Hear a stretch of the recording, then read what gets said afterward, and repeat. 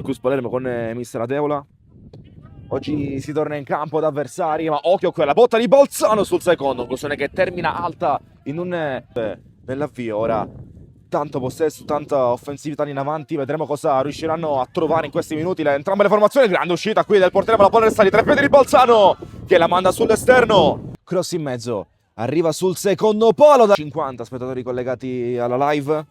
Mando un grande saluto a tutti con un invito a lasciare mi piace a questa diretta e iscrivervi al canale. Occhio alla palla verso Guida. Guida calcia sul primo palo e buca. Buca Valerio Guida riuscendo a sbloccare la partita dopo 26 minuti. Il gol di Valerio Guida su una situazione un po' confusa in mezzo al campo. Arrivata la rete di Guida, torna a sbloccarsi dopo qualche partita di digiuno. La giocata è corta. Galli.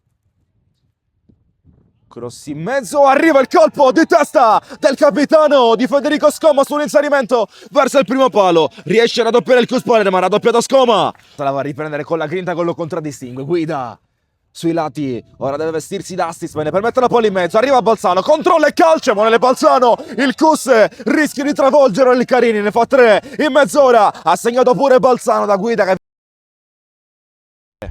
Giocatore numero 21 Puccio del Carini, il recupero che arriva rapido verso Antonio Marchiano. Marchiano si gira e si guarda intorno. Antonio Marchiano, un mancino, cerca la botta da fuori, trova il gol dell'ex, il gol di Marchiano. Era scritto forse su questa gara, un gol di Marchiano, trovando un gran mancino forte alla distanza, imparabile per Polizzi. È servita lì, Mannino si sgancia altezza, palla dentro, allontana via Scomo, calcia da fuori. Cerca direttamente la porta Marchiano, largo di poco. Ha provato ad andare sul secondo. Tisi, Passarello spinge sui lati sulla fascia. Mancino in mezzo, sporcato verso Marchiano che arriva a calciare in porta, ma trova davanti a sé una chiusura monumentale del suo ex capitano Federico Scoma. A sinistra per Passarello, qui non vediamo dove andrà, al limite, palla rimorchio sull'inserimento, la doppietta di Marchiano e la partita si incendia clamorosamente nel finale. Marchiano sigla la doppietta contro la sua ex squadra, arriva a rimorchio sull'inserimento perfetto Antonio Marchiano, poi la passa, la palla filtra, Passarello si gira e calcia Polizzi salva Polizzi nel finale a negare il gol del pareggio. Polizzi contra ancora con Brusca.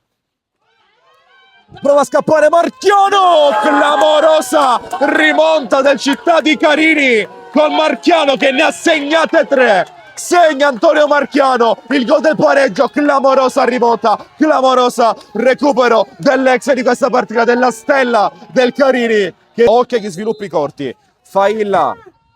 Calcio in porta, Failla, clamoroso il risultato, segna Failla da calcio piazzato, il Cus torna sopra al 92esimo, segna il Cus Palermo, segna il gol che vuole, il 4-3, toglie via il Cus, resta vivo, spazza via, può bastare così, il Cus trionfa nel finale col gol di Benny Failla, chiudendo una battaglia in mezzo al campo, sotto il diluvio, sotto la bufera, forse